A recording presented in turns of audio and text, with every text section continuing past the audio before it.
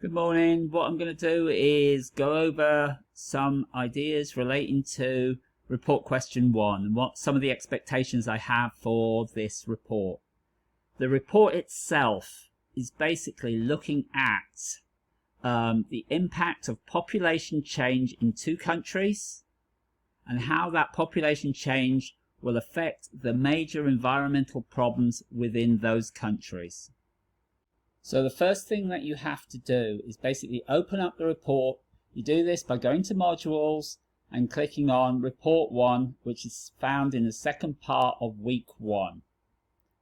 Then read through the basic introduction to the report and pick 2 countries, one from each list.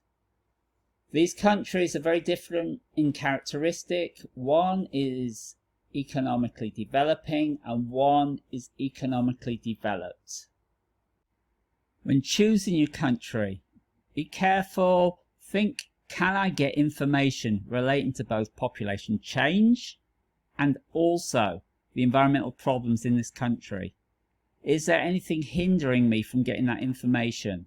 Language, or the size of the country, or political change, problems relating to the data.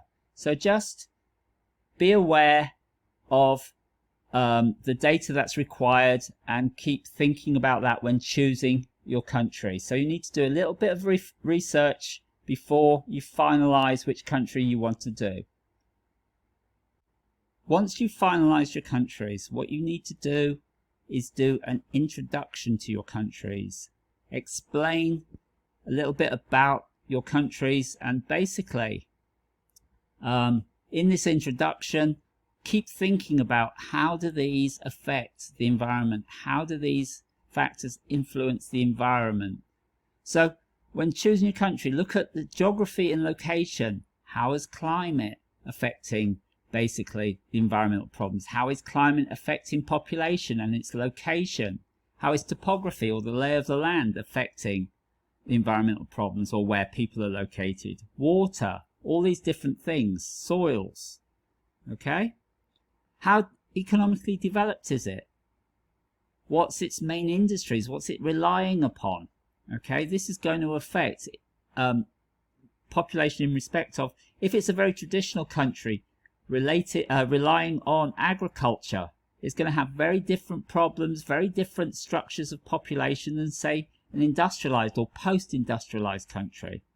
How urbanized is your country? How many major cities? This may influence things like migration or density. Urbanization also has a significant impact, as we go through the course, upon the environment. In developing countries, for example, vast amounts of urbanization is taking place, and often in many developing countries you have fewer cities, so those cities are getting very, very large and may not be able to support such a large population. You could also look at transportation in your countries. Transportation can affect things like the movement of people, the movement of ideas, the movement of food, the movement of medicine.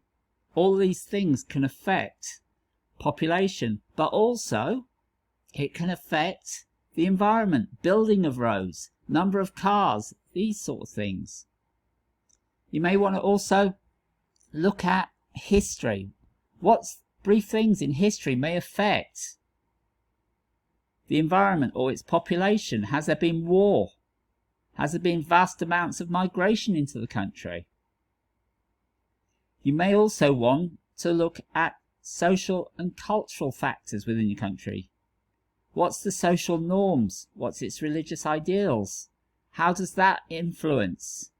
How does that influence population change? Or politics, its political system? How do they view the environment? How do they view family planning? Things like this. So in this introduction, you want to briefly touch on most of these things. It will help you when you start to look at task 2. In addition, this paper requires diagrams, and you could maybe use maps showing where the country is, major cities, transportation routes, anything like this. If you do use these, you can either embed them in the paper or you can put them at the end and refer to them. But make sure you refer to the diagrams in a written format. Task 2 is where you're looking at population change. And population change has to be over time. Otherwise, you're not able to identify change. So I've suggested maybe looking 20 to 30 years back, and then maybe within the last 10 years for present, and then maybe 10, 20, 30 years into the future to show some form of change. What you have to do in this section is collect data relating to birth rates, death rates, natural increase rates, age structure, fertility rates, infant mortality rates, population density, life expectancy. It's not limited to, but these are the major things that you require. Once you get that data, you want to look at it in 3 different ways. You want to look at the past figures. And when you look at the past figures, ask yourself the question, how have these figures been reached? What has led to these levels being reached? And you may find some of the answers in your introduction. For example, it might be because a country has a low level of economic development. It may be a very traditional society, so it has a very high birth rate. Then you look at the same figures again for present, and what you would do is ask yourself the question, with all the figures that you've got, what has changed? And try to give me some ideas of what has caused this change. Has the role of women changed? Has education increased? Has increased levels of access to medicine improved? So you try to show why these changes have taken place. The next part is the future. What is expected to happen? Ask yourself, why are these changes going to occur? Give me some reasoning behind that. Okay, again, you can use maps for this section. You can also use things like population pyramids, graphs, anything that you can find if it is relevant, if it backs up your written work. The third section looks at the environmental problems.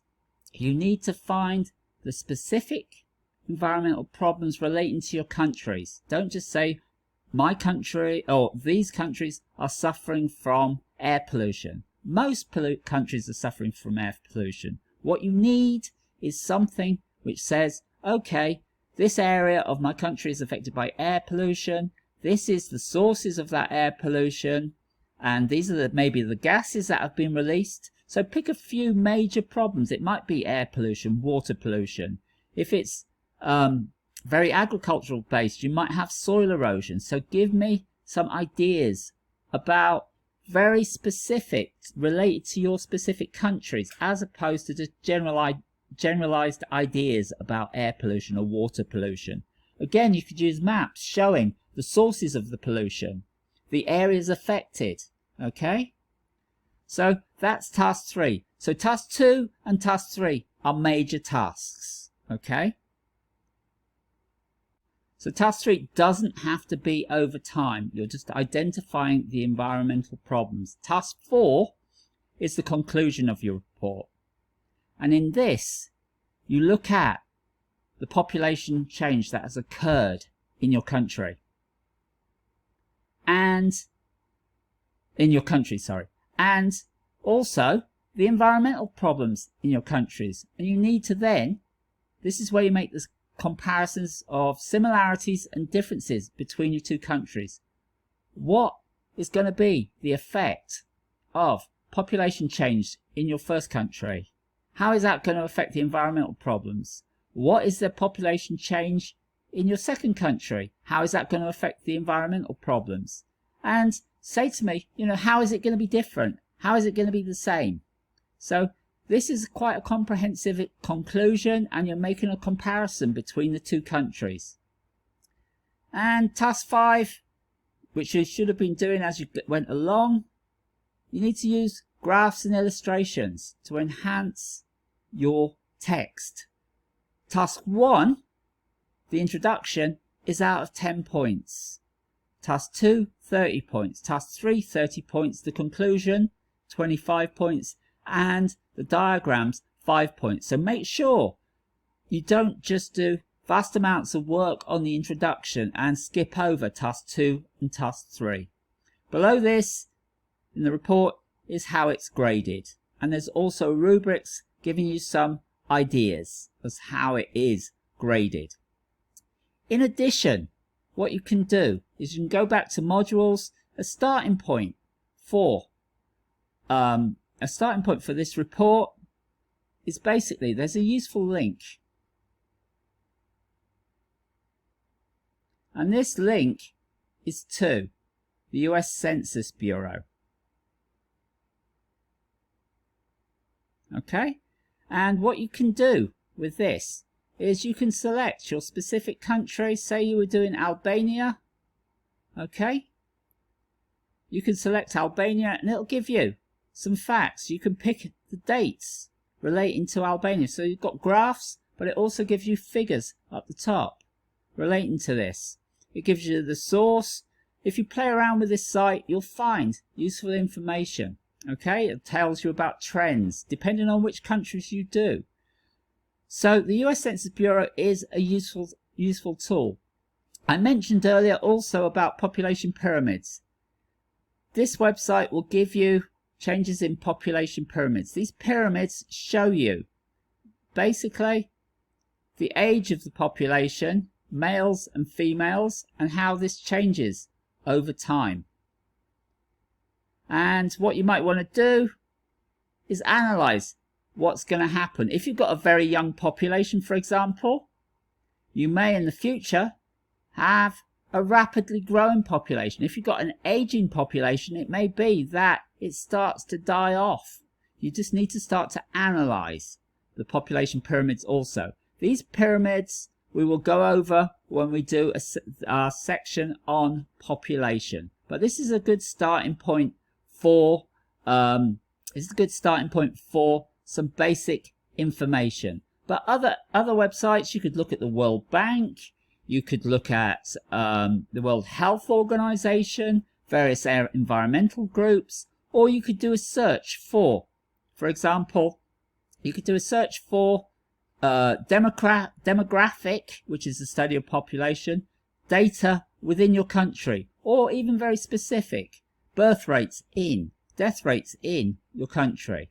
Okay? If you have any questions, come on to Canvas chat and or to my office hours, and I will explain it in more detail to you. I hope this is helpful, and I look forward to you presenting me a really good piece of work. Thank you.